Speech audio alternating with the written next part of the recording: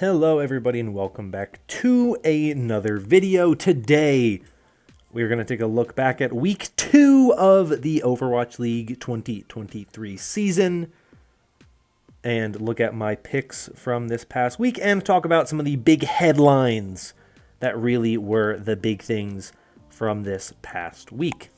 Before we jump into this though, I do want to say that in the description of this video you are going to find a link to a pick'em group that I have started, like a leaderboard, that if you want to check it out, you can join it. It's in the description. If it's not in the description, comment, hey, you idiot, you didn't put it in the description, and I'll make sure to add it to the description. But you can join it. We can all compete against each other with pick'ems, see who is the best picker of games. Obviously, I'm at a disadvantage because you all get to see what I pick before they actually go through. But you'll also get to see how I do and how you all do compared to me. So that is in the description if you are interested in joining that. With that out of the way, let's throw up my picks from this past week and see how I did.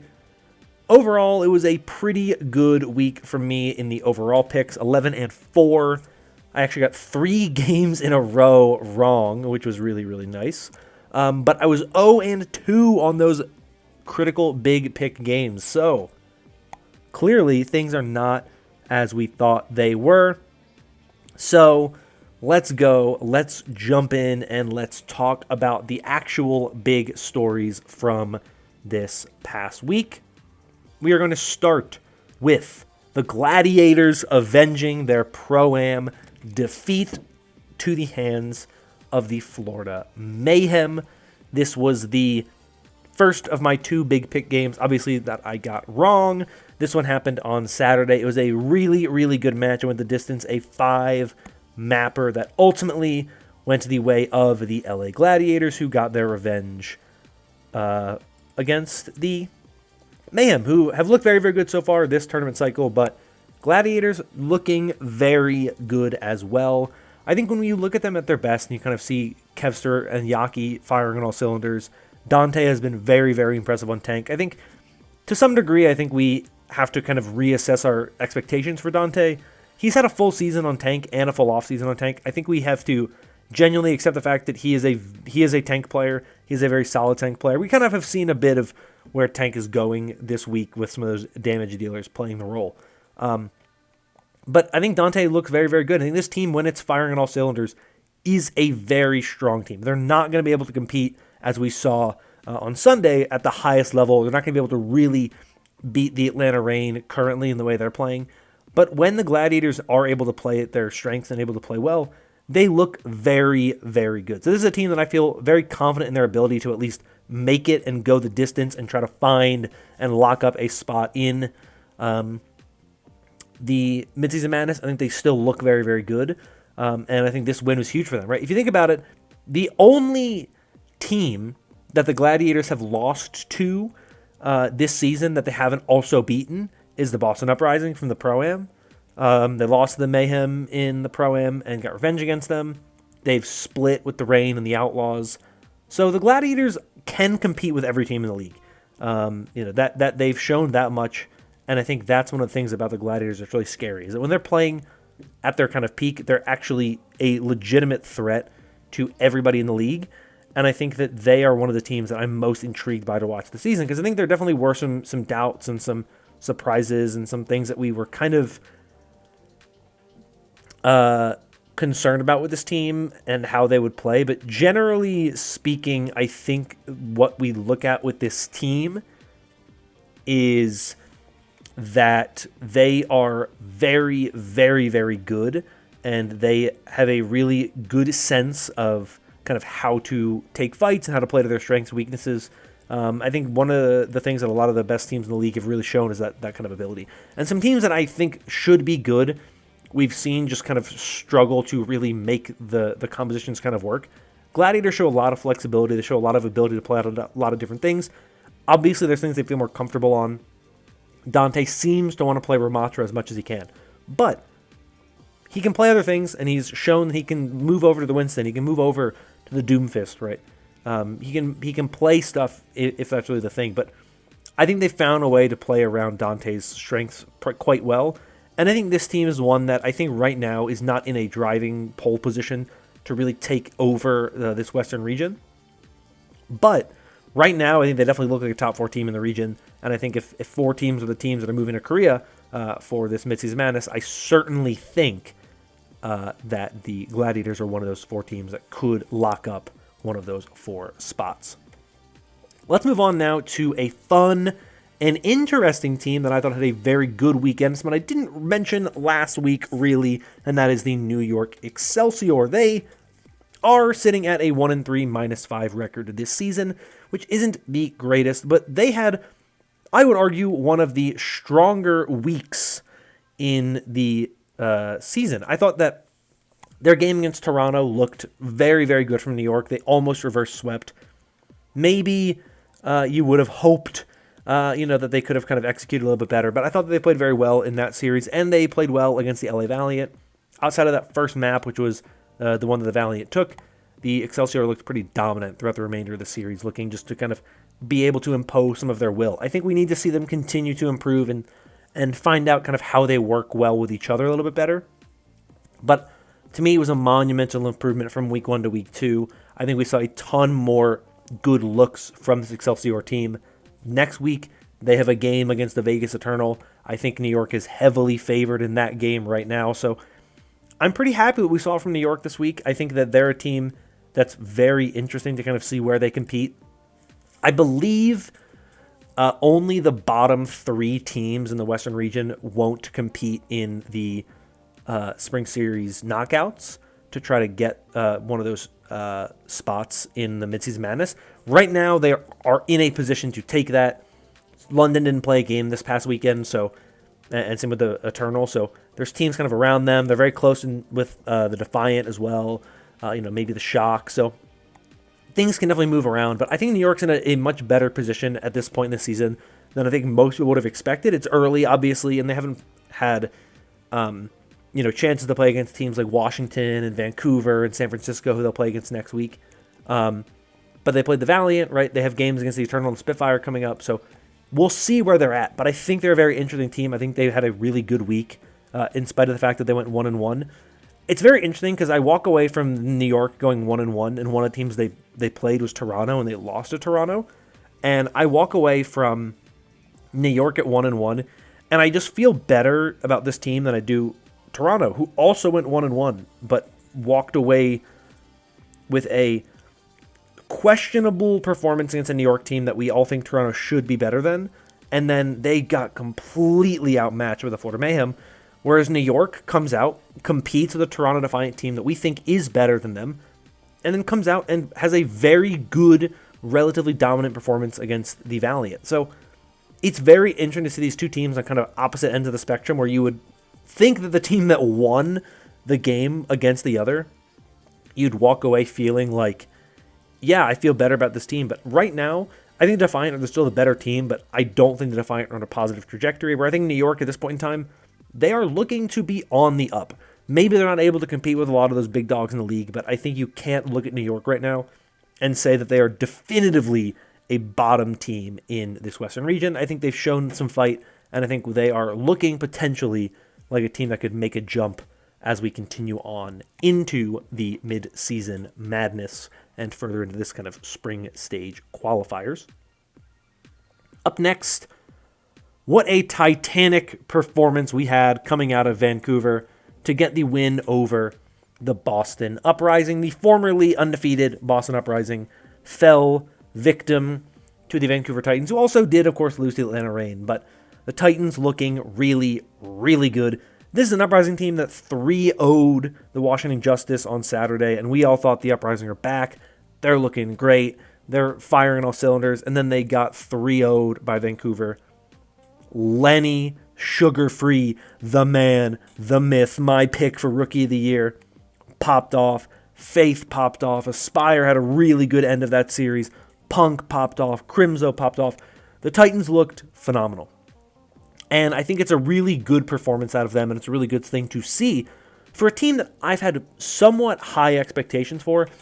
I didn't think they were going to be able to be this good this fast. I think we saw sparks and glimmers of hope when we saw what they were able to do in the Pro-Am. They looked pretty solid. They got that map win over Florida earlier in this season. Last week, they got that map win off of Florida. But beating Boston the way they did, and you can make excuses for Boston, obviously. They weren't at full strength. They were missing some other players. But I don't think that's really what happened here. This, to me, was Vancouver came out with a really good game plan. They played to their strengths. They looked very, very good. I think that maybe in a different map pool, maybe if the map pool favored Winston more, maybe we would have seen different things. Maybe we would have seen more Smurf. We would have seen a higher end kind of Smurf domination on Winston. We didn't see that. That first map was the closest, and then once it went over to off-tank, it kind of ended up just being the punk show for a while. So I don't think it's one of those things where you have to say for sure, like, the world is ending for the Uprising. These were wonderful maps for the Vancouver Titans. But I do want to give praise to the Titans for the way they played, the way they executed. We saw everybody playing to their kind of strengths, and everyone playing very, very well. I felt a little bit skeptical and a little bit kind of, maybe I shouldn't have picked Sugar Free to potentially be Rookie of the Year. And I think it's too early to be calling him a Rookie of the Year favorite. But he looked phenomenal in the series. His Genji was really, really good. His Tracer was really good. He was getting final blows. He was getting huge, team wipe, big kind of clutch moment, final blows and kills. And I think if Vancouver can hit the peak that we think they are kind of capable of, they might be better and able to, swing up and beat teams. Like we already saw them beat Boston. I think they're right now better than the Justice. They can definitely compete with the likes of the Gladiators. I think they're probably right now in a better place than the Defiant. They certainly look better than those teams at the bottom of the table, like New York and London and Vegas and the Valiant. So the Titans right now are a very scary team. And I think you cannot sleep on what this team is. And it's really interesting to watch this team because obviously 3 of the 5 starters on this team were on Boston last year. This team was bad last year. But I think just the dynamic DPS duo of Aspire and Sugar Free brings so much life to this team. I think they really help. I think Punk getting to really be kind of the focus and really getting to shine as much as he can. You just see how good he is, right? It makes me super excited for the World Cup to see what Punk's able to do with Team Australia. Lots of World Cup guys on this team. Sugar Free with Team USA, Punk with Team Australia, Crimzo with Team Canada. So it's an exciting time in Vancouver, probably for the first time since 2019, that the Vancouver Titans have been a respectable team that has a lot of life in it, and I'm very excited to see what is next for this Titans roster. That really did impress me this past weekend. Next, let's move over to the APAC region and talk about another guy who stepped up this weekend to really kind of lead his team to a really good weekend, and that is Skewed for the Seoul Infernal. He got 2 player of the matches, if memory serves me correctly. Very, very good game. I had my doubts about him as a solo flex support on this team, but he looked really, really good. You think about his time on the LA Gladiators, playing alongside Shu. It's hard to really shine as the flex support player when the other flex support player is arguably the best in the world, but Skewed is still a very good player. We really get to see him kind of flex on that flex support role specifically now as a member of the Seoul Infernal, and he looked really, really good. M3 and Zest are very good. In this Winston meta, Mag looks really good as well. And you continue to get Fixa making good plays as well. I think they definitely improved upon their match with the Seoul Dynasty. They had a really, really good weekend, right? They had big wins in week 2. They beat the Dallas Fuel, which was expected from me. I predicted that to happen, but even still, they looked really good in that game. They also looked dominant against the Shanghai Dragons. They went, 3-0, 3-0 this weekend. And so they have definitely moved up into that kind of area to compete as one of the top teams in the APAC region. I definitely slept on them a bit. I definitely didn't believe in them as much as I think I should have. They look good right now. I'm curious to kind of see where they go from here. They do have to play against both the Charge and the Spark next week, so we'll really kind of see where they are next week. But as of what happened in week 2, they really did kind of put themselves in a great position to try to climb up, potentially become that number 1 seed in the APAC region. And all I can say is what we're getting from the Infernal, this team, maybe the curse could be broken. I don't know if it carries over from the name change and the rebrand, but they look pretty good. So I'm all in on this Infernal roster. I think they look really good, and I'm excited to see what they have in store. Let's move, though, to the kind of big shock from the Sunday matches in APAC, where I predicted both of those games wrong. Shanghai Dragons victorious over the Seoul Dynasty, and the Guangzhou Charge victorious over the Hangzhou Spark. The Zhou was a very one-sided affair, which if it was a close series, I wouldn't have been as surprised as I am, but Jimmy is really good, and in the Shanghai Dragon Seoul Dynasty game, it was Hisu who looked really, really good. Viper also had a very good game as well. Super, super good on kind of those pulse bomb sticks. Fleta looked much improved this weekend. I still have some doubts about Gangnam Jin's support, but I think when you go up against Seoul Dynasty support line, it's not really much of an issue, and I think that was really kind of the key in this game. I don't really think that Lee Sumin and Krillin have looked all that great. The benefit you have Gangnam Jin on main support, he's been playing it for longer than Krillin has. And Iris looks really good, so I think that was a thing that kind of helped. And it's where Shanghai's weakness is also kind of the weakness of their opposition. And Hisu diffed PH, or Little P, Prophet, whatever you want to call him. Diffed him. His Widow was so good. He had a heroic Widow play in Junkertown. Turned the entire series really in the Dragons' favor, and that was kind of really where it felt like it was over. And Viper, I mean, he was sticking like 50% of his pulse bombs. Absolutely incredible. I don't think Prophet played particularly well. I think that kind of hurt the Dynasty. Belissaria and Void not working as well as you would have thought. This is a big win for the Dragons. I think there was a time where I thought this Dragons team might not win a single game this season, and they're doing better than the Dallas Fuel are right now. So, shows you a lot about what this Dragons roster is. I think when their damage duo is able to do a lot of work, this team will be very good. And it really just comes down to how much can Fleta improve throughout the season. He already looks much better than he did even against the Infernal on Friday. So if we just continue to see more improvement out of Fleta, this team is in a really, really good spot. But that Joe down between Jimmy and the Guangzhou Charge and the Hangzhou Spark was super, super one-sided in favor of the Charge. And Jimmy, man, Jimmy is Himmy, right? We can call Hisu Himmy now. I think Hisu can be Himmy, but Jimmy is the Himmy. And Jimmy is so good. And he has grinded so hard to be where he is now. This team is phenomenal. And I think that Piggy's monumental improvement as well across the tank role, not just, he's not just a Sigma player or a Diva player anymore. He can play it all. He is so good on Winston. His Rhine looks pretty good when we see it. He is just unbelievably good. This is a very scary Charge team. One that I think can compete and can take it to arguably some of the best teams in even the Western region. I don't think they should be favorites to win anything right now. But they're really, really good. And they haven't dropped a map yet, which is pretty impressive. Other teams haven't dropped maps yet.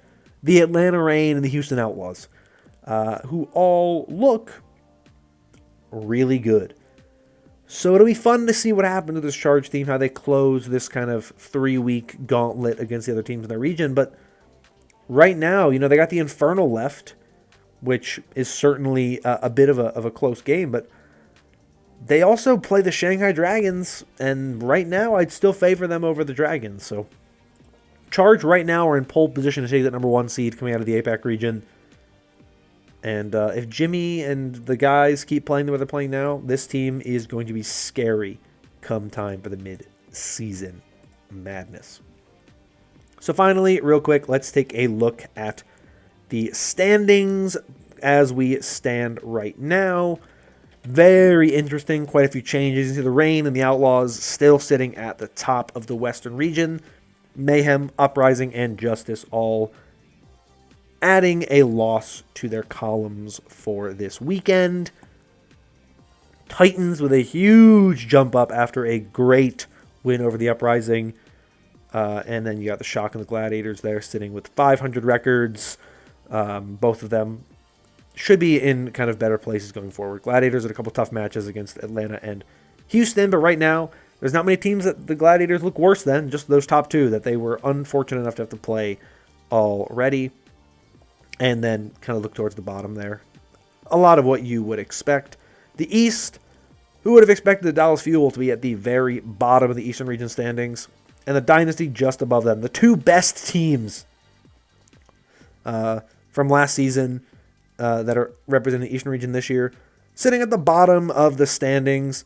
The Guangzhou Charge, who had that surge late in the year, sitting at the top. What a time to be a fan of the Overwatch League. What a wild and interesting season we have so far. It's going to be a great time as we move into the final week of APAC matches this upcoming week, at least with the Overwatch League teams before we get some contenders teams, and of course, moving into what is going to be some banger matches in the Western region. That is going to be all from me for today. If you enjoyed this video and want more like it in the future, consider liking and subscribing. Like I said at the beginning of the video, link, information, whatever it is, to join my Pick'em leaderboard in the description if you want to join that. And comment down below your thoughts on what happened this past week. But that is all for me for today. Hope you're all staying safe and staying healthy. And until next time, bye-bye.